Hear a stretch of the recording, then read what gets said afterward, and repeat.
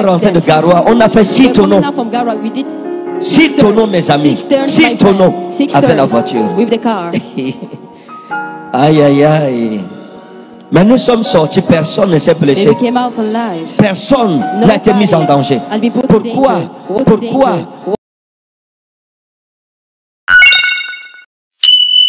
Et toute personne qui a une grande destinée, sa vie aura des combats et des défis.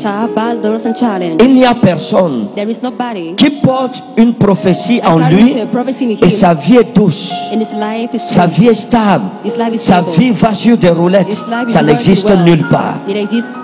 Lorsque vous portez des projets divins, sachez que vous aurez des combats. Le monde des ténèbres se soulèvera contre vous. Donc, lorsqu'une étoile naît, le monde des ténèbres est au courant qu'une étoile est née. Lorsqu'un homme ou une femme porte les promesses de Dieu dans sa vie, Dieu préservera la vie de cet homme ou de cette femme jusqu'au temps marqué. Tu peux faire face à des accidents, Dieu te gardera. Tu peux faire face à des trahisons, Dieu te préservera parce que tu es important pour lui, parce que tu es important pour d'autres hommes, parce que tu es important pour ta génération. On peut t'empoisonner, Dieu te préservera.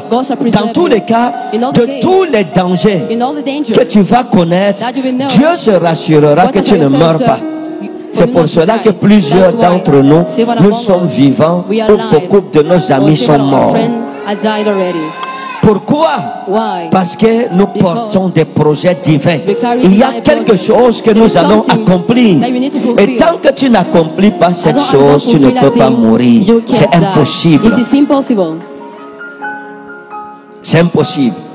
Donc, le Dieu qui t'a appelé, qui t'a formé en lui, a la capacité de te protéger jusqu'à ce que tu accomplisses la prophétie pour laquelle il t'a créé. Et je vais dire à quelqu'un, tu ne peux pas mourir tant que tu n'as pas accompli et vécu les promesses de Dieu dans ta vie.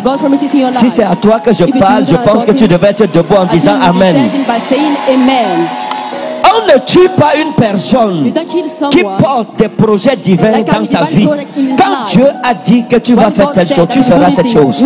Quand Dieu a dit tu deviendras telle chose, tu deviendras la personne là. Aucun homme ne peut empêcher cela. Hérode ne peut pas empêcher. Tes ennemis ne peuvent pas empêcher. Lorsque le train a été mis en marche par Dieu, il arrivera à destination. Donc tu ne peux pas mourir. Tu ne vas pas mourir. Tu peux vivre dans un milieu où tous ceux qui y ont vécu sont morts. Mais toi tu seras protégé parce que Dieu te connaît et il t'appelle par ton nom. Parce que tu as une mission accomplie pour ce Dieu-là. Il dit je t'appelle par ton nom et je te connais depuis le sein de ta mère. Je te connais. Lorsque tu réfléchis à ta vie, tu te rendras compte qu'il y a beaucoup de choses, de dangers desquels tu es sorti vivant. Pourquoi? Parce qu'il y a une mission que tu dois accomplir sur cette terre. Et tant que tu n'as pas accompli cette mission, l'ange de la mort ne peut pas t'arracher à la vie. Ce n'est pas possible. Aucune malédiction ne peut t'arracher à la vie. Tu ne peux pas être fauché. Pourquoi? Parce que tu portes en toi des plans de Dieu que tu dois accomplir. Vous savez, dans la mission que je fais depuis quelques années, je ne peux pas compter combien de fois nous sommes passés près des accidents mortels. Une fois rentré de Garoua, on a fait 6 tonneaux. 6 tonneaux, mes amis. 6 tonneaux avec la voiture. Aïe, aïe, aïe. Mais nous sommes sortis, personne ne s'est blessé. Personne n'a été mis en danger. Pourquoi? Parce que il y a des choses que je dois accomplir pour Christ.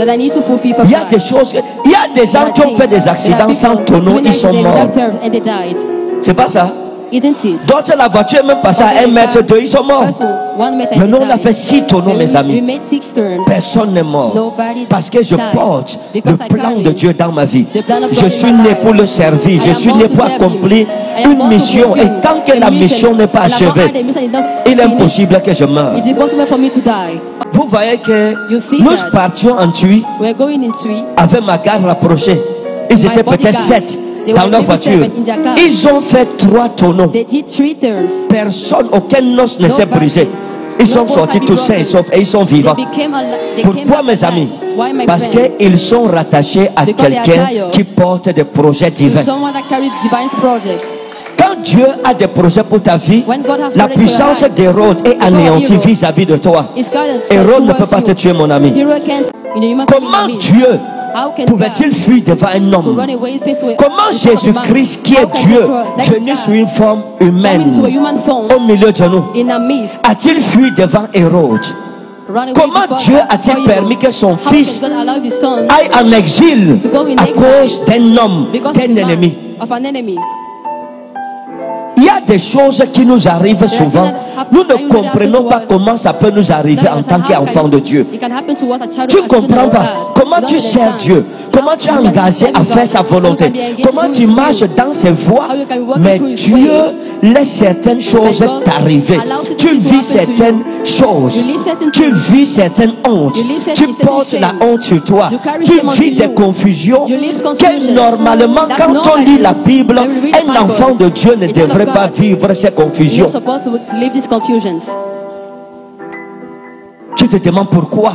Comment je peux servir Dieu et le malheur s'il m'arrive? Pourtant la Bible dit le malheur ne s'approchera point de ta tente. Comment on explique que moi qui sers Dieu, qui suis engagé à le servir, le malheur m'atteint, mais ceux qui ne servent pas Dieu sont bien? Comment ça arrive que dans ma maison la mort frappe, la maladie frappe? Je suis enfant de Dieu, mais je n'ai pas de santé. Je suis enfant de Dieu, mais telle chose ne fonctionne pas dans ma vie. Comment Dieu peut-il me laisser souffrir devant ma famille qui ne le connaît pas? Comment Dieu peut-il accepter qu'une telle chose m'arrive? Et qui a-t-il la honte dans ma vie? Mais Jésus-Christ pouvait poser cette question. Il faut se poser la question. Comment Dieu n'a-t-il pas résolu le problème simplement? Si Dieu avait tué Hérode, est-ce que Jésus devrait fuir devant Hérode? C'est une question que je pose. Hein? Pourquoi? Parce que les voyages à l'époque se faisaient à pied le plus souvent. Ils ont voyagé sur des kilomètres à pied. Avec le danger du voyage, Dieu a laissé son propre fils prendre le risque de traverser le désert sous le soleil caniculaire du désert et le froid glacial du désert la nuit. C'était dangereux. Mais Dieu les a laissés prendre le risque de faire ce voyage périlleux avec un bébé en main. Pourquoi Dieu l'a-t-il fait? Je pense que en tant que Joseph devrait se poser la question, mais si c'est l'enfant de Dieu, pourquoi Dieu ne le délivre pas de ses ennemis, mais Dieu laisse plutôt qu'il fuit devant ses ennemis? Pourquoi Dieu ne tue pas Hérode? Mes amis, ce n'est pas tous nos ennemis que Dieu tue. Ce n'est pas toutes les espèces d'ennemis que Dieu tue. Il y a des ennemis qui sont dans ta vie, tu vas prier que Dieu les enlève. Dieu ne les enlèvera jamais. Et ils ne vont pas mourir par ta prière, ils vont mourir d'une mort naturelle. Parfois Dieu te laissera aller en Égypte. Dieu te laissera fuir devant ton ennemi. Et tu vas te poser la question de savoir comment moi qui suis enfant de Dieu, je fuis devant quelqu'un qui est un impie. Comment je fuis devant une personne qui ne connaît pas Dieu? Comment quelqu'un qui n'a pas Dieu peut-il commander ma vie, avoir une influence dans ma vie en sorte que je sois obligé de m'enfuir de la terre de ma prophétie? Il était prophète pour Israël, pas pour l'Égypte. Mais Dieu a laissé Jésus subir cela. Je ne sais pas si vous atteignez ma pensée profonde. Je parle de Christ parce que c'est Dieu, le Fils de Dieu. C'est Dieu venu sur une forme humaine au milieu de nous.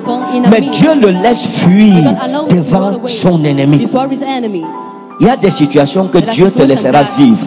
Et je vous dis la vérité. Si Jésus-Christ était un Camerounais, on allait dire c'est un faux prophète. S'il était vrai, Dieu ne peut pas humilier son propre enfant comme ça. Quel père peut avoir le pouvoir de tuer l'ennemi de son enfant, mais il laisse son enfant fuir devant son ennemi? Non, c'est un imposteur. C'est de l'imposture. Ce n'est pas un vrai enfant de Dieu, ce n'est pas le Fils de Dieu. Si c'était le Fils de Dieu, Hérode allait mourir. Dieu ne résout pas toujours nos problèmes comme nous pensons, comme nous voulons, comme nous le désirons. Il y a des problèmes que tu vas connaître dans ta vie. Tu aimerais que Dieu te sorte de cette situation, mais Dieu ne te sortira pas de la situation parce qu'il a un plan accompli dans ta vie à travers la situation. Je suis en train de vous déranger. Je vous dérange. Ce n'est pas toutes les situations dans ta vie en tant qu'enfant de Dieu que tu vas comprendre.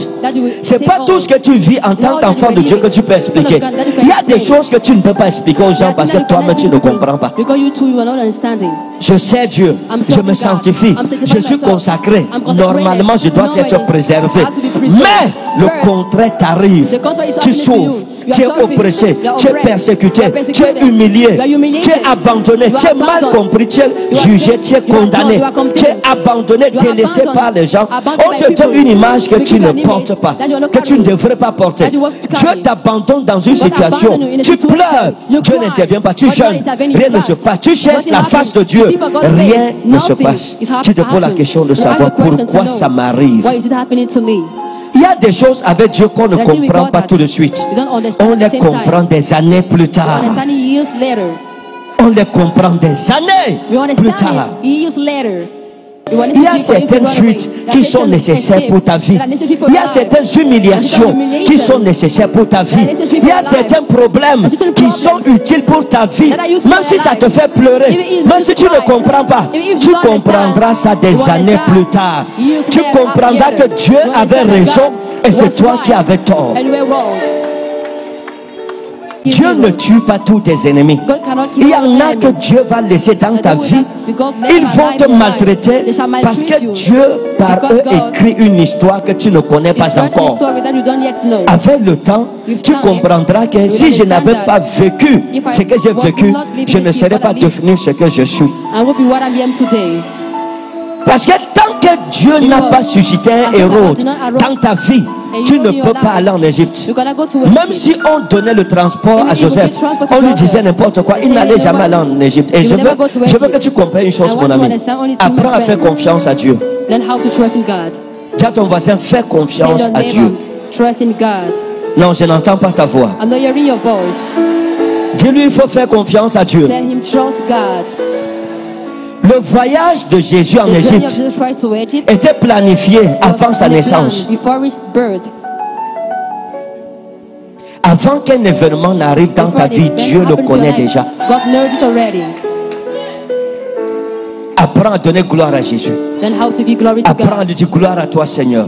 Dis-lui gloire à toi, gloire à toi, gloire à toi. Apprends à donner gloire à Jésus. Avant que ce voyage n'ait lieu, Dieu le savait. Dieu te connaît mieux que toi-même. Et Dieu t'aime tellement que tu ne peux même pas imaginer. L'amour de Dieu ne peut pas être mesuré. Tu ne peux même pas, si on te dit que Dieu t'aime, Dieu t'aime, tu ne connais pas ce que l'amour là signifie. Il y a trop de choses à dire là-dessus. Des choses que si on dit même tu ne vas même pas croire, ça peut même blesser ta foi. Mais on n'enseigne pas tous les enseignements. Parce qu'il y a des enseignements que si on donne, on va détruire les gens au lieu de bâtir leur foi. Dieu t'aime. L'amour de Dieu pour toi est différent de ce que tu connais de l'amour. Ce n'est pas l'amour comme tu connais là. Comme un père qui aime son fils. Ou bien comme une femme qui aime son mari. Ce n'est pas ça. L'amour de Dieu est un amour qui est au-dessus de l'amour des hommes. L'amour des hommes devant l'amour de Dieu est comme de la haine. Donc, avant que Jésus n'aille en Égypte, avant que Hérode ne se soulève comme un ennemi, Dieu a envoyé d'abord des mages. Il a envoyé les mages pour aller adorer Jésus. Et quand les mages sont arrivés pour adorer Jésus, ils ont apporté de l'or, ils ont apporté de l'encens et ils ont apporté de la myrrhe. C'était les trois choses les plus précieuses à l'époque. L'or représentait la royauté. L'encens représentait la sacrificature, la prêtrise. Parce que c'est dans la prêtrise la prêtrise, quand on utilisait l'encens. Et la myrrhe représentait la gloire, la beauté de la gloire de Jésus-Christ. Donc c'était un roi et un sacrificateur et qui marchait dans la gloire du Père. Donc Dieu a envoyé les mages pour adorer Jésus avec l'encens, la myrrhe et de l'or de qualité. Lorsque Hérode s'est soulevé contre Jésus, les mages étaient passés avant. Pourquoi? Parce que vous comprenez, vous l'avez saisi, hein? Ceux qui sont intelligents l'ont saisi. Pourquoi? Parce que avant qu'Hérode ne se soulève, Dieu envoie les mages d'abord. Parce que sans les mages, il n'y a pas de provision pour voyager en Égypte. Il n'y a pas assez d'argent pour vivre 4 ans dans une terre étrangère. Les mages ont apporté l'argent nécessaire pour la fuite de Jésus-Christ en Égypte avant que Hérode ne se soulève. Si les mages n'avaient pas visité Jésus avant, ils n'auraient pas les moyens financiers pour voyager en Égypte et vivre en location là-bas pendant 4 ans. Ça serait impossible. C'est la provision des cadeaux que les mages ont apportés qui a assuré le salut de Jésus-Christ dans ce voyage. Avant même qu'un malheur n'arrive dans ta vie, Dieu a déjà pourvu à la provision qui va te faire survivre dans ce malheur. Dieu suscite des mages pour toi au nom de Jésus. Tu reçois des aides de destinée avant la fin de cette journée. Dieu te connectera à des mages. Il faut que vous compreniez une chose. Lorsque Jésus-Christ est né, aucun Israélien n'a apporté une offrande pour reconnaître qu'un roi est né. Personne. Les sacrificateurs qui ont su que Jésus était né ne sont pas venus l'adorer. Il y a les bergers à qui l'ange de l'Éternel est apparu pour leur annoncer la bonne nouvelle qu'il y a le berger des bergers qui vient de naître, le bon berger. Moi je suis le bon berger. Quand il a annoncé aux bergers qui étaient juifs que Jésus-Christ, le bon berger, est né, ils ont apporté quoi à Jésus? Rien. Rien. Parfois, ton salut ne viendra pas des personnes sur qui tu comptes. Ton salut ne viendra pas de ta famille. Parfois, ta propre famille sera celle qui va te persécuter, qui va mépriser le don de Dieu que tu es. Mais Dieu suscitera des personnes à l'Orient. Ton salut peut venir de l'étranger, des gens que tu ne connais pas, des gens que tu n'as jamais rencontrés. Dieu met le fardeau de ton problème dans le cœur des inconnus et il leur dit de se lever pour venir te bénir. Des aides de destinée vont prendre l'avion pour venir te sortir de la prison dans laquelle tu te trouves. Celui qui dit Amen, le Seigneur suscite des mages de l'Orient pour secourir sa vie au nom de Jésus. Les plans de Dieu sont insondables. Les personnes sur qui tu t'appuies aujourd'hui, ne sois pas surpris qu'au jour de ton malheur, ces personnes disparaissent. Ne sois pas surpris qu'elles se comportent comme les bergers. Elles apprennent le malheur que tu vis, mais elles ne viendront jamais te rendre visite. Les gens que tu aides aujourd'hui, j'ai peur qu'au jour de ton malheur, ces gens disparaissent et ne t'aident ni par leur présence, ni par 5 francs. Les gens sur qui tu penses être en relation, que tu prends comme tes amis, tes meilleurs amis, j'ai peur qu'un jour ces personnes te lâchent. Lorsque Hérode se soulèvera contre toi, le plus souvent, ce sont des personnes que nous n'avions point vues, pourtant qui étaient là, qui au jour du malheur prennent position pour nous, qui au jour du malheur s'identifient avec nous. Mon ami, tu n'as pas d'amis jusqu'au jour du malheur. C'est dans le malheur que tu sais si tu as un ami ou si tu n'avais pas un ami. Tu ne peux pas dire que j'ai des amis quand tout va bien dans ta vie, mon ami. Ce n'est pas possible.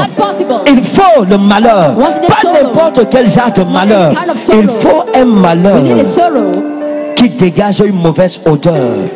un malheur qui fait que tu sentes mal. Ta réputation est salie. Les gens ne veulent pas s'associer à toi à cause de ce qui s'est passé. Mais tu vois quelqu'un se lever, prendre le risque de dire qu'il est de ton côté. Ça ne trompe pas. C'est ton ami là-bas. Et quelqu'un ne peut pas disparaître au jour de ton malheur. Et quand Dieu te restaure, il revient et tu l'accueilles. C'est que tu es bête comme les moutons de Garoua. Il y a des gens que quand ils partent, tu ne dois pas permettre qu'ils reviennent. Parce que s'ils reviennent, ils vont encore partir.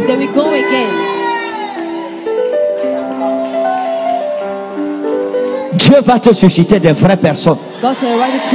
Peut-être ce n'est pas les gens que tu comptes sur eux aujourd'hui. Ça, je peux t'avouer cela comme prophète du Dieu vivant. Ce n'est pas les personnes sur qui tu comptes. Ce n'est pas ces personnes. Mais Dieu va te susciter en cette génération des personnes comme ça, de bonnes personnes. Des personnes qui vont t'aimer. Des personnes qui connaissent ta valeur. Des personnes qui vont te protéger. Des personnes qui vont te préserver. Des personnes qui te rendront heureux et heureuse. Vous savez, Jésus-Christ ne pouvait pas commencer son ministère sans avoir fait un pèlerinage en Égypte. Parce que l'Égypte était la terre où Israël avait été esclave. L'Égypte représente l'Afrique. Il fallait qu'il visite cette terre, la terre de ses ancêtres, à cause de ce qui s'était passé avec la postérité d'Abraham. Jésus-Christ est venu en Égypte. Il a visité l'Afrique à cause du rôle que l'Afrique a joué dans la prophétie mondiale. Il fallait qu'il fasse un pèlerinage en Afrique, qu'il arrive en Égypte pour voir la terre où ses ancêtres avaient été esclaves. Jésus-Christ est venu comme fugitif en Égypte pour qu'il y ait des réparations spirituelles, pour que la justice de Dieu soit rétablie en Afrique, pour que le pardon entre en Afrique.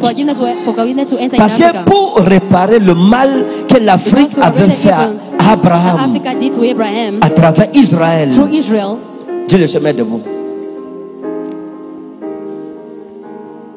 Il fallait que l'Afrique, qui avait fait du peuple de Jésus un esclave, puisse cette fois-ci accueillir Jésus-Christ comme un étranger et non pas comme un esclave, comme un hôte et non pas comme un esclave.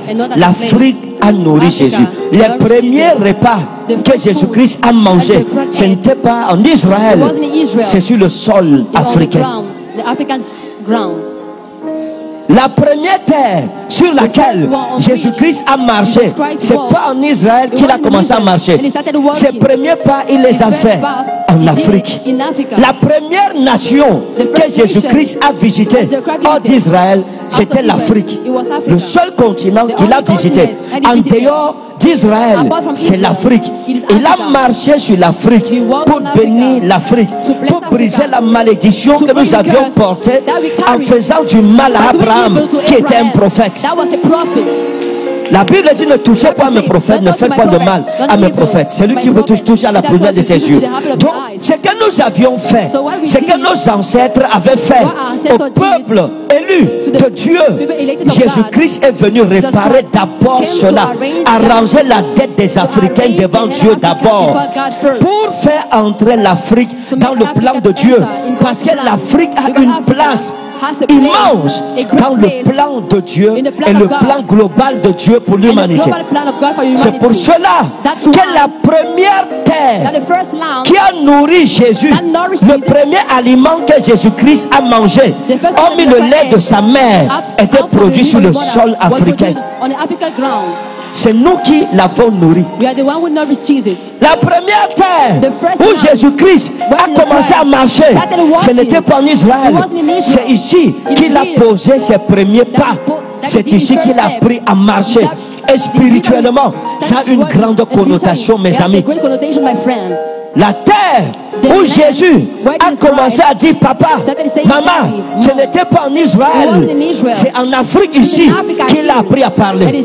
C'est ici que ses yeux se sont ouverts pour voir. C'est ici que ses oreilles ont commencé à entendre. C'est ici que ses pieds ont commencé à marcher. C'est ici qu'il a commencé à manger. C'est ici que sa vie a commencé. Et nous l'avons accueilli. Pas comme un esclave, mais nous l'avons accueilli comme un hôte. Et l'Afrique qui avait oppressé ses parents, cette Afrique l'a reçu, l'a nourri, l'a éduqué, l'a fait grandir. Jésus-Christ connaissait l'Afrique noire. Et il est retourné. C'est donc à cause et à la suite de cette alliance avec l'Afrique que lorsque Jésus-Christ est tombé sous le poids de sa croix, l'Afrique est encore revenue et a porté la croix de Jésus et a mené sa croix jusqu'au mont Golgotha. De même que sans cette Afrique, Jésus n'aurait pas marché ou mangé ou vu ou parlé. De même sans l'Afrique, la crucifixion n'aurait pas eu lieu. Comme sans l'Afrique, Jésus-Christ aurait été assassiné. Nous avons préservé sa vie. Nous avons protégé sa vie. Voilà pourquoi nous et nos ancêtres, nous avons une alliance éternelle de préservation divine. Parce que nous sommes africains, mes amis. Nous sommes les plus privilégiés dans ce monde. Il n'y a pas un autre continent en dehors d'Israël qui peut se mesurer à nous, qui a une alliance aussi forte avec Dieu que nous. Arrête de te mépriser, mon ami. Arrête de te voir comme quelqu'un qui n'a pas de valeur. Dans le plan de Dieu, nos parents ont beaucoup fait pour Jésus. Ils ont beaucoup fait pour le salut de l'humanité. Et je dis encore, le rôle que l'Afrique a joué, sans ces deux rôles, Jésus-Christ n'aurait pas accompli sa mission. Si nous n'avions pas sauvé sa vie pendant que Héros cherchait à le tuer, il serait mort. Il n'aurait jamais eu de Jésus. Et si nous n'avions pas porté sa croix pour l'amener à Golgotha, il n'y aurait pas de crucifixion, il n'y aurait pas de christianisme, il n'y aurait pas de Jésus-Christ comme sauveur du monde. Donc, quand je prie Dieu, je prie comme quelqu'un dont les parents ont eu une alliance avec Dieu pour nous et pour nos enfants. Nous avons une grande valeur dans la Bible, mes amis. Donc, on ne comprend donc pas pourquoi Dieu a-t-il laissé que son fils fuit devant Hérode. Mais c'est quand j'explique que tu comprends que c'était nécessaire qu'il fuit. Il y a certaines fuites qui sont nécessaires pour ta vie. Il y a certaines humiliations qui sont nécessaires pour ta vie. Il y a certains problèmes qui sont utiles pour ta vie. Même si ça te fait pleurer, même si tu ne comprends pas, tu comprendras ça des années plus tard. Tu comprendras que Dieu avait raison et c'est toi qui avais tort.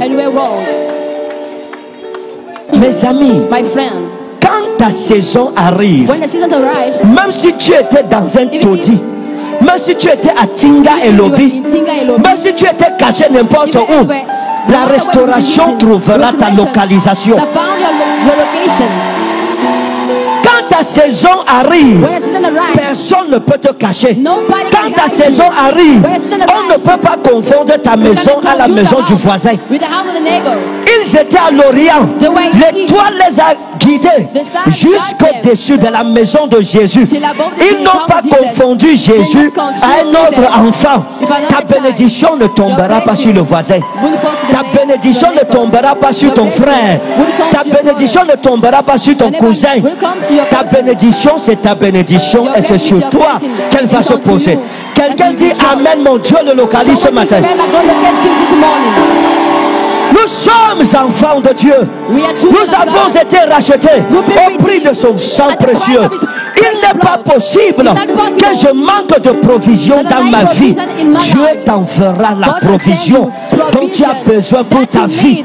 Tu ne manqueras pas de provision et tu ne manqueras pas d'aide de destinée.